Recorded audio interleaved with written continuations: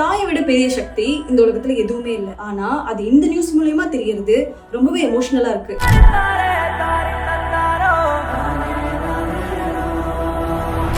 எல்லாருக்கும் வணக்கம். நான் அட்வொகேட் பூஜா முத்துக்குமரன்.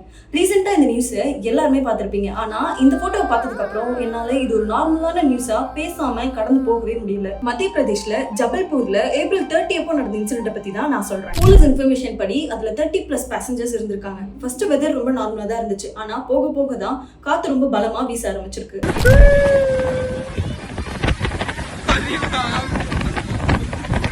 வீடியோஸ்லாம் வச்சு பார்க்கும்போது உள்ள இருந்த பேசஞ்சர்ஸ் எல்லாமே ரொம்ப ஹாப்பியா தான் அந்த ரைட்ல இருந்திருக்காங்க. கிளைமேட் சேஞ்ச் ஆக ரிட்டர்ன் போயிடலான்னு சொன்னப்போ ஆபரேட்டர் அதை இக்னோர் பண்ணிட்டு தான் சொல்லப்படுது. ரிட்டர்ன் வர்றப்பதான் எல்லாருமே தண்ணியில விழுந்துட்டாங்க. நியூஸ் தெரிஞ்ச உடனே அங்கிருந்து லோக்கல் எல்லாருமே அந்த தண்ணியில விழுந்து ரெஸ்கியூ பண்ண ஸ்டார்ட் பண்ணிட்டாங்க.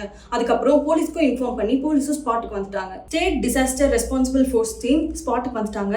25 மெம்பர்ஸ் காப்பாற்றப்பட்டதாகவும் மீதம் இருக்க 13 பேர் இறந்துட்டதாகவும் சொல்றாங்க. இதுல ஷாக்கிங்கான விஷயம் என்னன்னா, பாதி பேர் லைஃப் ஜாக்கெட் போட்டிருந்ததாகவும் பாதி பேர் லைஃப் ஜாக்கெட் போடலன்னு சொல்றாங்க. இறந்து போன 13 பேர்ல ஒருத்தவங்க தான் இந்த அம்மாவும் பையனும். இதுல தமிழ்நாடுவை சேர்ந்த ஃபேமிலியும் இருந்திருக்காங்க. திருச்சியை சேர்ந்த காமராஜும் அவங்களோட வைஃபும் செகண்ட் சனும் இறந்துட்டாங்க. ஃபர்ஸ்ட் சனை மட்டும் காப்பாத்திட்டதா சொல்லப்படுறாங்க. மினிஸ்டர் நரேந்திர மோடி அவர்கள் இறந்து போனவங்களுக்கு 2 லட்சமும் காயமானவங்களுக்கு 50,000 கொடுப்பதா சொல்லியிருக்காங்க. சந்தோஷமா இருக்கலாம்னு வந்தவங்களுக்கு வாழ்க்கையே இல்லாம போயிருச்சு. அடுத்த நிமிஷம் நிச்சயம் இல்லாத வாழ்க்கை.